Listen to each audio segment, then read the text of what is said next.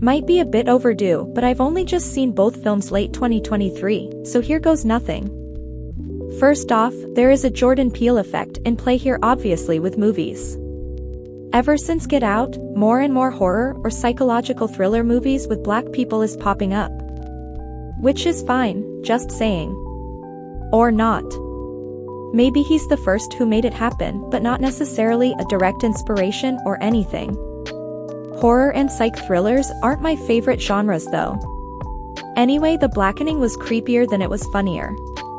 But not scary or anything. I don't know why horror comedies and parodies aren't like Scary Movie, when they should be. It's okay to be a bit silly. I think this movie forgot it was a comedy after a while. Maybe I just think scary movies with black people in it are super scary, because it's not really common, and so wondering what will happen and how keeps it kind of thrilling. And then black people have this spirituality voodoo thing going on, like Revenge of the Slaves vibe, which is obviously creepy. So when they're in horror movies and thrillers, as much as we'd say it wouldn't work as a horror movie, for me it does. But this film sooner than later trailed off from semi-funny and into actually taking itself seriously, which makes it just bad for a horror movie, and bad for a comedy as well. It started off slow, lots of useless background stories. Sure, character development is fine, but we're not here for that. We want a silly fun thriller. It's a satire, we don't need genuine relationship dynamics. At least I didn't. I don't care why they're not talking, I don't care if they end up in love. I just don't. But since we're on the subject, I thought Dwayne had an issue with Namdi, because Namdi was like in the closet and Dwayne and him used to fuck around, and that the girl Dwayne was caping for, Lisa, was just a cover-up as to why Dwayne was really upset with Namdi, which is that Dwayne wanted Namdi to just come out the closet. But that's not what happened, so. I mean, if you're gonna do a background story, then do a background story.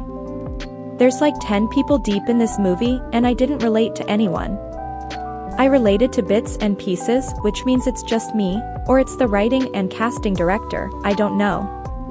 I related to parts of Lisa being this academic type who's the brains of the group, but then I related to Shanika who's curvy and kinda loud and kinda tough. But then I relate to Allison who's trying to find her blackness. The men in the movie were okay. There's King who has a white partner, which is whatever with me because it's not like I'd fight her for her man, so okay.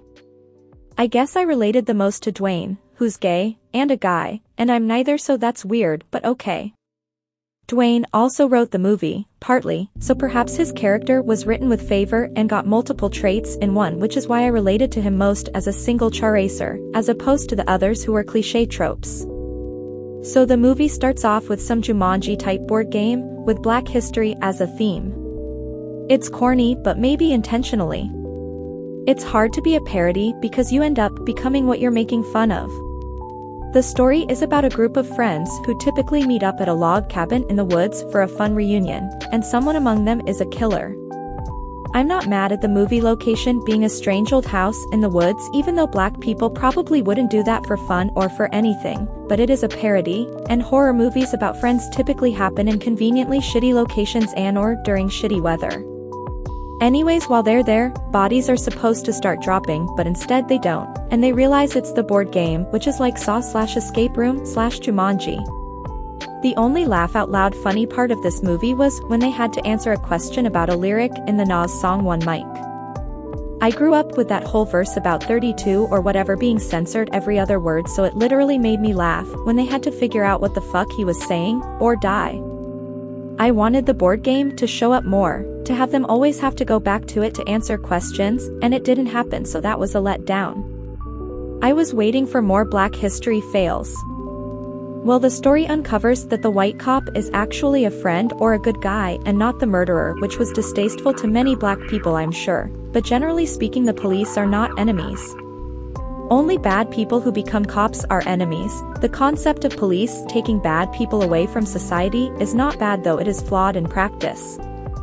Anyways, the home they're renting belongs to hillbilly haters, but the Steve Urkel black guy is the killer.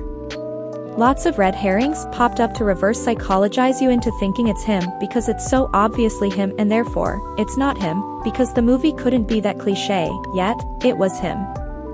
I don't like how they made him the villain though. Black people who are angry with other black people aren't villains, are they? However, again, they tried too hard to be taken seriously and ruined his reasoning by putting too much effort into it, and it would have been better if they just had him want to kill them for not answering the game board properly, rather than because they were bullies. That was just stupid. 5 stars as a horror, 4 stars as a comedy, 6 stars for passing the time. Next is Bodies. It was an okay film. It's really not the first or best Gen Z horror film though. Actually, nothing was that Gen Z about it. The theme song by Charlie XCX isn't even Gen Z, because she's not Gen Z. She's a millennial. Their clothes, their hair, was not Gen Z. Maybe their prose was Gen Z, crying about social media, and very soapboxy stuff like saying pseudo-intellectual, armchair therapist sort of stuff like, access my emotions easily. And the spiels they give before someone dies. Being a lesbian couple isn't Gen Z. Being young in a horror movie isn't Gen Z, partying isn't Gen Z. I just don't get it. They even played Azealia Banks, who appeals to Gen Z because she's on Twitter a lot ruining her career, but that song isn't Gen Z. It's as much Gen Z as it is millennial. We were both young and teen/college when 212 came out. Anyways. The whole movie was about a party, but there wasn't really even a party vibe. Assassination Nation was far more Gen Z since it had a TikTok aesthetic to it. People had dyed hair and dressed Y2K. No one did here. They looked quite normal, if not a bit older than the ages they're playing. The movie wasn't that interesting, it just seemed like a boring drug trip. Like if you were tipsy and walked to the bathroom alone in the middle of the night. Not that intense or thrilling, pretty blah. It could have been better, weirder, less pointless, funnier, cooler. This movie shows how easy it is for people with financial or nepotist wealth. Not the characters. No, the actors. They're out of nowhere and average looking, but popping up on our screens. Interesting. It's not a bad movie or anything, just undeserving of cult status. Something about it is there, though, I'm not sure what. It has an X factor, I will say that. Subtleties that make it, dare I say, cool? I think it's because they're just young and the black girls don't wear weave. It's classed as a horror comedy. Does anyone remember laughing out loud or being scared? I don't. It should just be categorized as a drama, to be honest. The whole movie was about them talking about high school-esque drama, even though they're 20-somethings as characters from what I recall. The ending wasn't funny, just an oh wow kind of moment. Maybe if they weren't high they would have figured that out what happened in the first place. So 5 stars to pass the time, 8 stars overall. The best part of the song are the end credits suddenly coming in with that song and the way the credits are styled. It really put the period at the end of the "this is a cool movie" sentence, because otherwise it wouldn't have hit, for me. It's like a Lifetime movie in essence. But good for the cast for getting in a popular film for the first time ever in their lives.